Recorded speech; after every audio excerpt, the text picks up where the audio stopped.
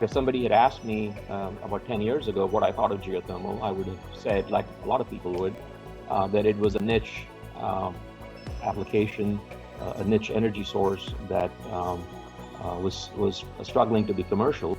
I used to be a skeptic. When at Halliburton, I pretty much thought it was very niche plays, and I essentially discouraged my folks into looking much into it.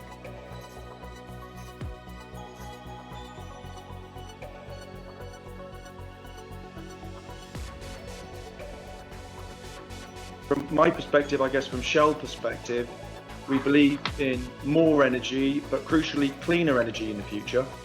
And geothermal we see as a credible, competitive, low carbon option for the future. What keeps me up at night is really excitement for this deep closed loop geothermal concept. Because the great thing is if it can be done, it is fully globally scalable. It can be done anywhere. Most lately, I've seen the advances in it and think it is scalable. Got so much resources and horsepower available there in the oil and gas industry to help this industry. Right, it's not dependent on particular hotspots, volcanic areas around the world. It's not just Iceland. It could be done anywhere. And if you think about the implications of that, it's mind-boggling. Given what we have learned over the last 15 years in how to complete these wells, I think there's a real opportunity in applying all our learnings from the oil and gas side towards geothermal. I come from oil and gas and I've made the jump to the other side. It is incredibly to see that in the past few years, the interest, but also the uptake of geothermal energy has seen an acceleration. I'm convinced we're kicking off the geothermal decade. And just like we thought about Light Source BP, was when we were making an offering into a country like Egypt or Mauritania and Senegal, and we're talking about bringing energy to that country. One of the offerings was solar. One of the offerings is to develop their own natural gas and oil resources. But could an offering also be something of geothermal? We've created our own geothermal company to try to start a path to this geothermal nirvana. I assume you're all here because you're interested in the geothermal startup ecosystem and how we're going to fund it.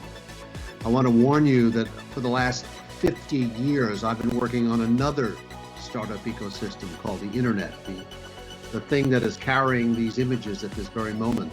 What we want is dispatchable geothermal. We want geothermal, not necessarily that can run 24 hours, but that has enough heat that it can generate a lot of power for 5 hours or for 2 weeks. Because I'm personally a believer in this. I think that much as what I saw in solar and wind, we are going to be able to come down that cost curve. I think you're going to be able to come down the cost curve steeper than most people think because of all that tacit knowledge in the oil field service sector that you mentioned. So it seems to me that as we think about where we invest in geothermal, we should make multiple investments. We shouldn't make a single bet.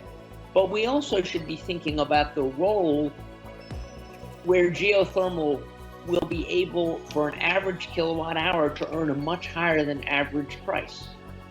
Geothermal feels to me like the internet in the 1970s. It's been underestimated, but it's happening. It's been underestimated by factors of 10.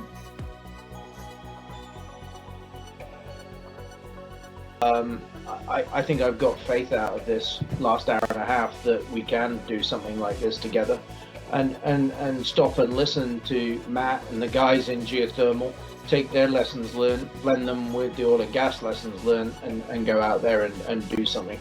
I think it's quite exciting times actually. I truly believe the learnings and the capability from the oil and gas industry have to play here. We have to carry the learnings over, and the competency and experience that exists in the industry. It's a perfect match. The oil and gas industry is the single largest and greatest asset we have on the planet to making geothermal happen anywhere at oil and gas scale fast.